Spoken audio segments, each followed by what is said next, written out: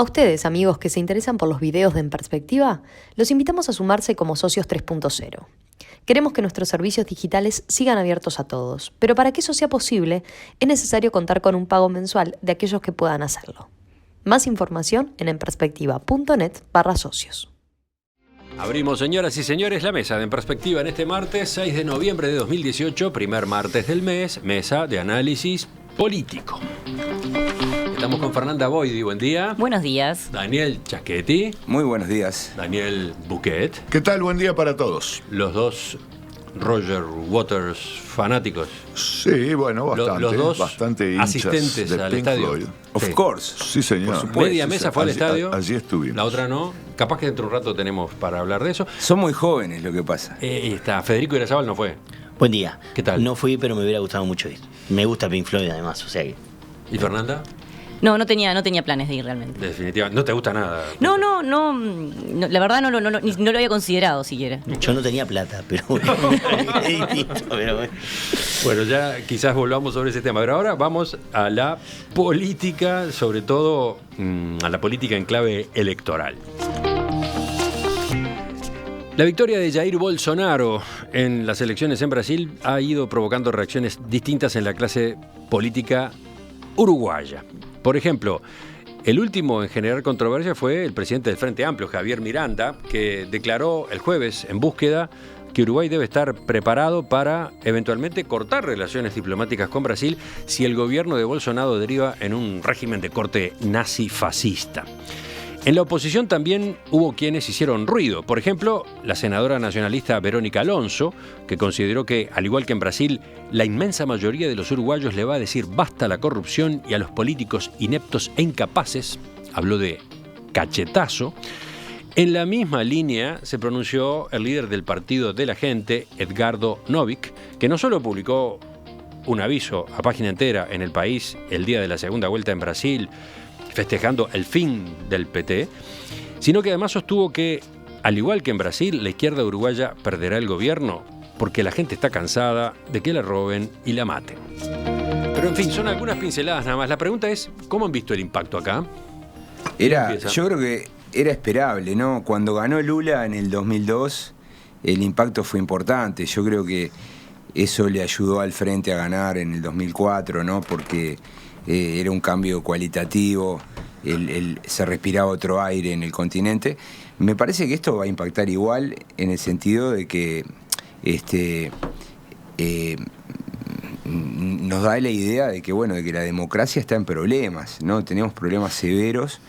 Me parece que Uruguay tiene que observar bien lo que está pasando en Brasil e intentar aprender. Creo que Brasil muestra que los problemas de corrupción y de inseguridad generan una erosión de la legitimidad de la democracia, ¿no? La gente comienza a estar dispuesta a aceptar otras soluciones. Y en Uruguay eso no ocurre, pero no estamos curados. Y bueno, no es descabellado pensar que haya un grupo creciente de ciudadanos que esté dispuesto a aceptar soluciones del tipo brasileño. Me parece ¿Qué quiere decir? ¿Novick? No estoy identificando a nada, digo un estilo, un modelo. Ahí, ¿no? Los políticos uruguayos están en campaña, están tratando de conseguir votos. Bolsonaro, Novick y Alonso, me parece que lo que están tratando es de pelear por un voto de derecha que festejó, que le pareció muy bien que llegara Bolsonaro. Están cortejando ese voto. Lo interpreto así, ¿no? Después, si quieren, podemos hablar en una segunda vuelta del presidente del Frente Amplio, ¿no? Bueno. Pero me parece que estamos un paso adelante. Yo he apreciado esta... No desde el triunfo de Bolsonaro, sino incluso desde antes de la primera vuelta, ya cuando las encuestas lo mostraban como favorito, una especie de desesperación de la izquierda con el argumento de los rasgos antidemocráticos de Bolsonaro, que por cierto existen. El tipo mismo elogió la dictadura, así que decir que su fe democrática es dudosa no violenta a nadie, pero yo creo que hay un discurso que se adelanta Porque en realidad la primera lectura, yo no digo que la gente no deba preocuparse porque líderes que no tienen mucha fe democrática lleguen al poder, porque evidentemente es algo preocupante, pero en Brasil hubo elecciones, ganó un candidato de derecha, ya se habló sobre por qué ganó, en fin. Y es natural que eso genere entusiasmo en las oposiciones de derecha en los países más cercanos. Sí. Schiaretti empezó por ese lado, diciendo cómo el triunfo del PT generó entusiasmo en la izquierda uruguaya. Viceversa, porque yo qué sé, no se habla mucho en Uruguay del triunfo de López Obrador, o no se habla tanto como del triunfo de Bolsonaro. Desde que López Obrador es candidato, esta fue la tercera, en el 2006, bueno, los opositores, digamos, los oficialismos mexicanos lo asociaban con Chávez. La idea, digamos, de buscar una especie de paralelismo internacional para aprovecharlo en el conflicto político nacional es natural. Entonces, yo creo que son dos cosas distintas.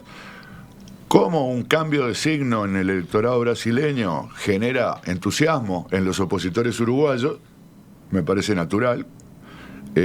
Lo otro es plantearnos en qué medida la democracia brasileña está en peligro. Y en todo caso, frente a un razonamiento que piense que existen hoy mayores riesgos democráticos en Brasil, francamente, anunciar que, dado que existen esos riesgos, ya tenemos preparado el corte de relaciones, me parece que no. Es un poco a lo Trump, pero además, ya Trump es un poco ridículo en sí mismo, pero además hacer algo a lo Trump desde Uruguay creo que no se justifica. ¿Estás comparando a Javier Miranda con Trump? Quiero decir, eso de amenazar de antemano a alguien, ¿no? Decir, ojo, como que estoy yo acá y si usted se hace el vivo, yo le voy a responder de esta manera. Francamente, no le veo el sentido a esa especie de anuncio, porque es el presidente de un partido político. Él puede mostrar su disgusto legítimamente con la fuerza política que ganó en Brasil, porque es una fuerza política que está muy lejos de sus preferencias y decir lo que quiera.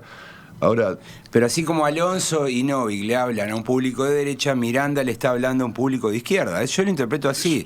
Miranda ni siquiera es candidato a nada. Está bien, pero lo hace, lo está haciendo. Está diciendo lo que quiere escuchar mucha gente de izquierda. Pero lo hace desde el partido. Sí, también es verdad que si bien esta idea de que había que romper relaciones con Brasil si se transformaba en un régimen de corte fascista fue lo que más trascendió de las declaraciones de Miranda, en el resto de la entrevista que le hicieron los periodistas de búsqueda atempera un poco esa posición, ¿no?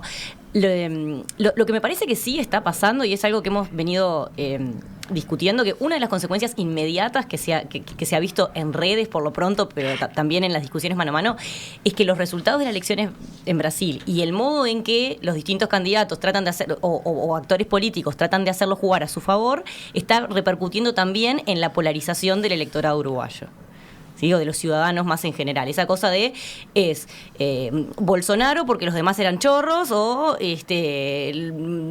cualquier otra cosa porque Bolsonaro es facho. Y más o menos así es la oposición en términos más bien gruesos que se plantea. En las redes más bien es eso. En las redes está muy violentamente marcado eso, ¿no?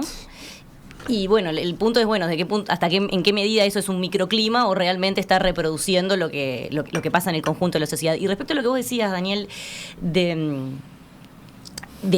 cómo las democracias no están respondiendo a las necesidades de los ciudadanos, esto es algo que venimos estudiando desde hace mucho. Y hace un par de semanas coincidimos con Daniel Buquet en el Congreso, en el capítulo América Latina del Congreso Mundial de Opinión Pública. Y una de las preocupaciones y de las que hablamos era justamente estas, y tradicionalmente quienes trabajamos en opinión pública presentamos a los ciudadanos con algunas opciones para tratar de ver dónde se ubican en el continuo derecha-izquierda o con otros valores. Y una oposición que tradicionalmente se le presentaba a los ciudadanos era que eligieran entre más libertad o más igualdad, ¿no? Para sintetizar los valores tradicionales izquierda-derecha. Ahora hay algunas innovaciones y a la gente se le presenta con la oposición más libertad o más seguridad. ¿Por qué? Porque responde mucho más a las preocupaciones actuales. ¿Y qué da? ¿Qué da? Bueno, ¿Qué responde la se está gente? empezando a explorar, pero todo lo que tenemos es que la gente prefiere Ahora, seguridad, ¿no? déjame aclarar. Prefiere resignar libertad En a muchos, cambio no de todo el seguridad. mundo, no todo el mundo, pero hay un déjame- creciente movimiento en ese sentido. Déjame aclarar porque Fernanda es pionera en estudios de valores vinculados a la democracia, porque ella trabaja con el proyecto La Pop. Y yo recuerdo ya que hace varios años que se presentó el informe de Uruguay y a mí me tocó comentarlo, aparecía un incremento preocupante de la opinión esta que estaba dispuesta. Creo que en aquel momento la pregunta era algo así como si estás dispuesto a tener un gobierno autoritario que te dé más seguridad o algo por el estilo, y el porcentaje que aprobaba esta afirmación era marginal, y de repente, y no ahora, estamos hablando de ¿cuánto? 5 años atrás, no, Por lo no me menos, acuerdo. sí, debe haber sido Y 2014 había por lo menos. saltado un 20, Sí, como 30 y 25%. O sea, digamos, hay un caldo de cultivo que existe en Uruguay, existe en Europa, existe en Estados Argentina. Unidos. O sea, no es Bolsonaro, es un proceso global del que se contagian todos los países. De modo Federico. muy interesante, los países en los que han repuntado los valores tolerantes son los que están o los que han experimentado regímenes que censuraban: Venezuela y ahora Nicaragua. Federico, Creo puedes hablar. No, está bien, está muy bien, está muy interesante la exposición. Creo que hay un tema también en este fenómeno de Bolsonaro, por lo menos para el Uruguay, de timing, ¿no? Cae justo en medio del arranque de la campaña electoral, y eso, como decía Daniel Chasquetti recién, fogonea el discurso y hace que quienes tal vez no hubiesen tomado posición, obviamente la elección brasilera para nosotros es seguramente, después de la Argentina, la que más repercute, la más importante para el Uruguay, pero de todas maneras hizo que algunos actores que podrían ser marginales dentro del sistema tuvieran un determinado protagonismo con sus declaraciones, y sobre todo además con gestos, ¿no? Esa de Novick yendo a Rivera a festejar con la bandera uruguaya en la línea de frontera con los militantes de Bolsonaro es un símbolo y un gesto interesante, ¿no? Fue difícil de digerir eso, empezando por la Bueno, pero la publicación izquierda en lo el hizo periódico. siempre, ¿no? Los encuentros entre el Frente Amplio y el Es PT verdad. en Rivera eran desde los años 90. Sí. O sea, Pero me cuesta pensar en Tabaré Vázquez yendo a Rivera a festejar con los militantes del PT en algún momento de triunfo, Claro. ¿no? Es decir, a nivel de los ciudadanos doble chapa que se llaman, es normal, ¿no? Lo mismo que cuando juega Brasil contra Argentina o lo que fuera, pero en este caso había un dirigente notorio de un partido en esa actitud. Sí, sí, fue una jugada muy lanzada, ¿no? Fue una jugada así, muy lanzada, y creo que además bastante bien capitalizada, porque de ponerse realmente la camiseta de Bolsonaro y de apoyarlo casi que sin cuestionamientos, me parece que Novick es el único. Él marca sus diferencias, ¿no? Él ha insistido mucho que estaba festejando, para empezar, la caída del PT, Del PT. el fin del PT, de los gobiernos del PT, etcétera, ¿no? Que eso se enraba con su Y que su de publicidad. Bolsonaro comparte algunas de las líneas de política, algunas, y discrepa con otras, ¿no? Sí, igualmente es muy tibio en esa cuestión de las algunas o de insistir en cuáles son esas, ¿no? Pero eso además No, se pero por ata ejemplo, con él dice, con el Bolsonaro racista no estoy, con el Bolsonaro homofóbico no estoy. Bueno, sí, no, pero bueno. Bolsonaro tampoco. Ni Bolsonaro está con ese Bolsonaro está de Bolsonaro. acuerdo con Novick en que están en contra de Bolsonaro. Pero Novick además continúa esta jugada con la publicación de una página en un diario con claramente, a mi entender, por lo menos violatoria de la ley en materia electoral, donde anuncia la caída del Frente Amplio. Es decir, junto con la caída del PT, la caída del Frente Amplio, ¿no? Y la verdad que me preocupa mucho más, aparte de obviamente la constatación casi empírica de esa caída en el apoyo a la democracia que se ven en las encuestas que se hacen a nivel regional, ¿no? En todas vemos, Brasil es, me parece, si no me equivoco, siempre Brasil el estuvo país donde menos retrasado. apego a la democracia hay, y creo que andaba en no más del 20% en las últimas mediciones, y si no, y esto estoy jugando lo de memoria, pero es un país con poco apego democrático, y encima, bueno, con estas situaciones, y me preocupa sí que se empiece a ver desde actores que están dentro del sistema político en Uruguay críticas a los políticos. Es decir, Novick permanentemente apela a la crítica a los políticos. Y es un poco más entendible de parte de él porque viene de fuera del sistema o intenta posicionarse como viniendo de fuera del sistema. Pero en los últimos días he escuchado con bastante insistencia a Verónica Alonso, por poner un ejemplo, criticar a los políticos en la gestión de las empresas. hoy mismo, en la entrevista que tuviste más temprano con ella, la escuché decir que había que, de alguna manera, castigar o sacar a los políticos incompetentes y a los políticos corruptos. Y empieza a aparecer ese fantasma, ¿no? Del político como el culpable de los males, el político como el culpable de la corrupción. Y a mí me parece bastante preocupante. Y creo que este fenómeno de Bolsonaro, que viene con una idea de fuera del sistema, lo mismo que pasa con Trump, a pesar de que no es un ajeno al sistema, empiece a hacer carne en el sistema uruguayo, me parece que es un rasgo, para mí, de los más preocupantes de la victoria de Bolsonaro. Porque después un país como Brasil, que no tiene, por supuesto, los controles institucionales que tiene Estados Unidos, pero entiendo que es difícil que haga una deriva autoritaria, además instantánea. No creo que de la noche a la mañana Bolsonaro el 1 de enero, cuando asuma, diga, bueno, vamos a hacer un Estado de esta manera y vamos a terminar con todos los privilegios y vamos a terminar con todas las cuestiones. En todo caso, digamos que la reacción de la oposición uruguaya, entusiasmada por el triunfo de Bolsonaro, más o menos, dependiendo del caso, es natural. Lo que me parece que falta es una reacción del frente del tipo más autocrítica, pero yo diría incluso no tan autocrítica de sí mismo, sino de las izquierdas latinoamericanas, diciendo, yo creo que podrían decir que el frente no es lo mismo que el PT, porque si bien hay casos de fin, en la justicia, malos manejos, sin duda, a nadie se le ocurre que la envergadura de estas irregularidades y algunos actos de corrupción en Uruguay tengan, pero ni el 1% de la magnitud que tienen en Brasil. Y en todo caso, si la reacción de la izquierda va a ser una reacción del tipo Miranda, decir, mirá que, es decir, el mensaje puede ser mal interpretado. O sea, es mejor un izquierdista corrupto, ¿no? Con vocación de justicia social, que le da plata a los pobres, aunque robe, claro, porque eso sirve porque se mantiene la democracia. Yo creo que el Frente Amplio, si quiere defenderse y si quiere que no haya contagio o minimizarlo, tendría que decir básicamente, el Frente Amplio no es como el PT. Pero no eso lo es lo que tiene que con decir. Venezuela, no lo hace con Venezuela. Ni con los Kirchner, porque con los Kirchner una parte de la izquierda aplica esa misma lógica. Es decir, prefiero a Cristina, a pesar de que sea un poco chorra, a que venga el neoliberal de Macri. Vamos a decirle una cosa al Frente Amplio, en todo caso. Yo creo que la actitud complaciente con la corrupción y con todas las desprolijidades y con que la política está por arriba de las instituciones, la actitud complaciente con eso es tan peligrosa para la democracia como que aparezcan líderes apoyando a Bolsonaro, antidemocráticos con apoyos multitudinarios y con gente que le interesa más la seguridad que la libertad. Entonces, vamos a avivarnos un poquito. Sí, compartimos. Esta idea de que, instalada por Sendik en algún punto, ¿no? De que si es de izquierda no es corrupto, y si es corrupto no es de izquierda, justo Sendik, no corre, ¿no? ¿Federico?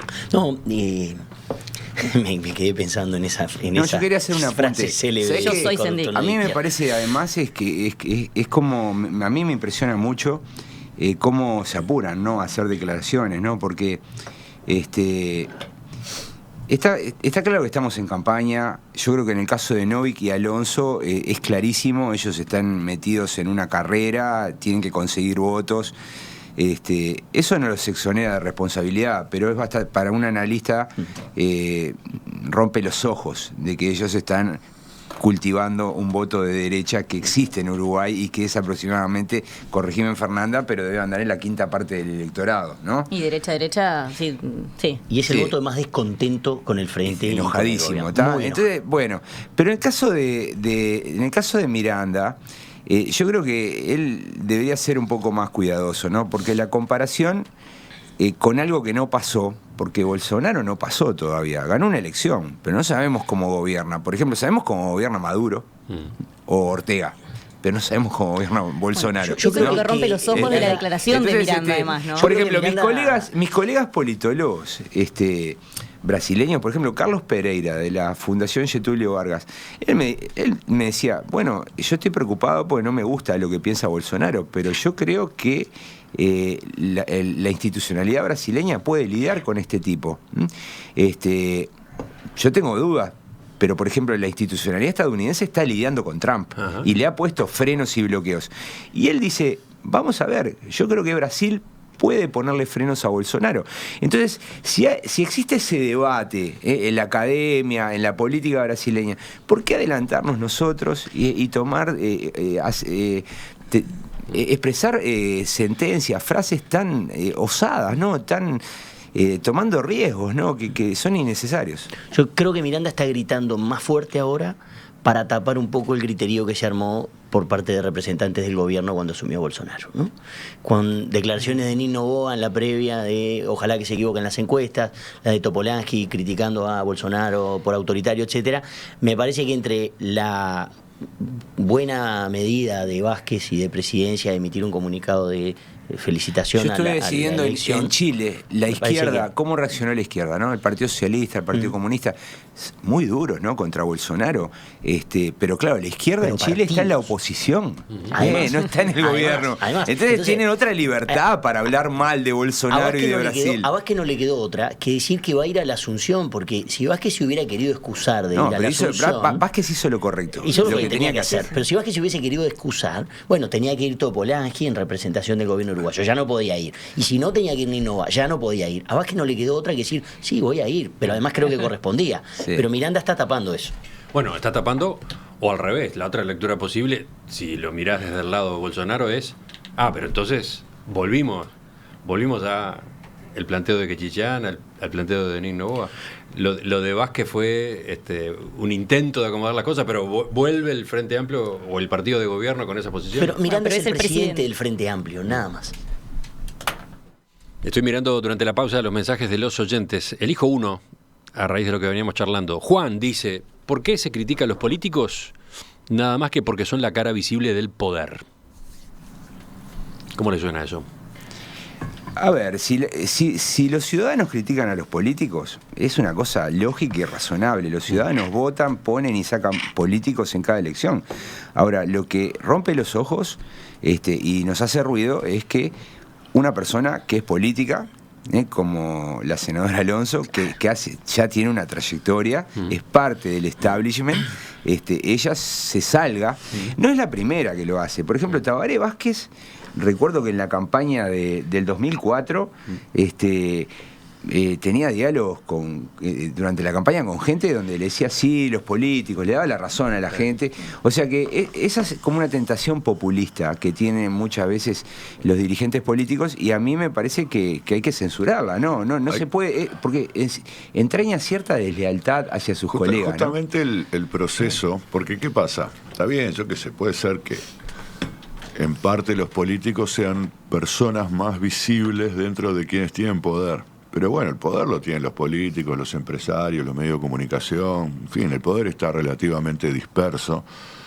No, digo, relativamente disperso. Hay sectores poderosos, minoritarios, pero no es un sector. El problema de los políticos es que el desprestigio de su propia profesión pasa a ser la forma que tienen ellos de competir entre ellos.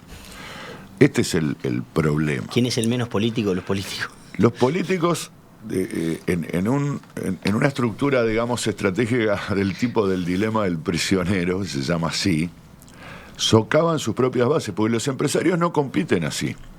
¿Entendés? No, el de la, no voy a decir las marcas, ¿viste? Pero el del agua negra que empieza con P, no dice que el agua negra que empieza con C es una porquería y que le pone basura adentro y que si lo tomaste vas a morir, ¿no? Y el otro dice, no, porque tienen clarísimo que se autoatacan. No, y además no dice que todas las aguas negras son una porquería. Los medios de comunicación, acá vos no decís que el programa de la otra radio, no sé qué, son unos delincuentes. No, cada uno trata de hacer. La competencia, digamos, sana es que vos trates de ganar en esa lucha competitiva siendo mejor que el otro. No tratando de socavar, reforzar sus defectos, socavar su legitimidad. Hay momentos y la tentación además permanente en las estructuras políticas de entrar en ese círculo vicioso que es, no, porque te descubrieron una joda, no sé qué, viste, son corruptos, no sé qué, y el otro va a decir, y ustedes lo que robaron ustedes cuando, no, Pluna, ponele, no, ustedes fundieron Pluna, sí, pero ¿quién hizo la asociación? Yo qué sé. Esa dinámica es perversa. Sí, a mí lo que no me molesta la crítica a los políticos, es decir, que es natural y es parte del juego. Sí me molesta o me fastidia el pedido de prescindencia de los políticos, ¿no? Y el querer sacar a los políticos, ¿no? Eso sí me parece que está mal. Sí, y los políticos están recurriendo como a otros canales, y me parece que por acá se viene algo parecido. Hoy tenemos elecciones legislativas en los Estados Unidos y una de las estrellas de la campaña es la candidata a gobernadora, una demócrata para Georgia, Stacey Abrams, que podría convertirse en la primera gobernadora negra de los Estados Unidos, y ha enlistado, por ejemplo, a Oprah en su séquito de seguidores. Oprah Winfrey, la Susana Jiménez de los Estados Unidos, así es. ¿Por qué? Porque es gente que trae aire fresco y otra legitimidad a la política.